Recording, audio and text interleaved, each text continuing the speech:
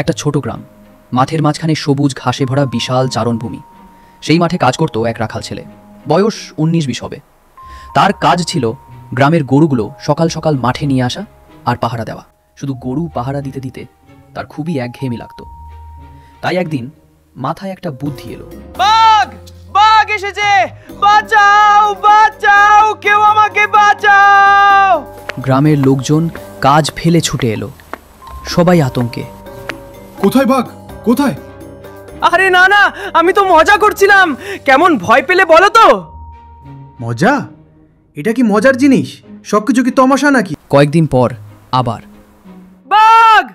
এবার সত্যি, তাড়াতাড়ি আসো!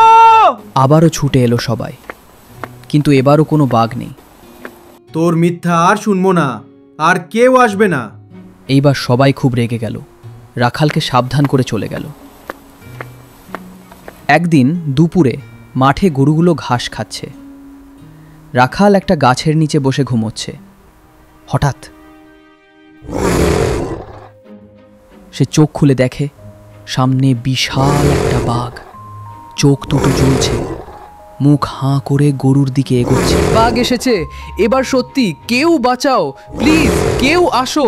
কিন্তু গ্রামের কেউ আর এল না, কারণ সবাই ভাবল রাখাল আবার মিথ্যা বলছে। বাঘ গরুগুলো আক্রমণ করলো, রাখাল দৌড়ে পালালো, গরু হারিয়ে গেল। সে একা বসে কান্নাকাটি করতে লাগলো। সন্ধ্যায় রাখাল গ্রামে ফিরল, মাথা নিচু, চোখে জল। আমি মিথ্যা না বললে সবাই হয়তো আজ আমার কথা বিশ্বাস করত, গরুগুলো বেঁচে যেত।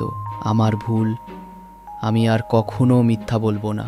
বন্ধুরা, গল্পটা যদি ভালো লেগে থাকে তাহলে লাইক করো, সাবস্ক্রাইব করো, বন্ধুদের সঙ্গে শেয়ার করো।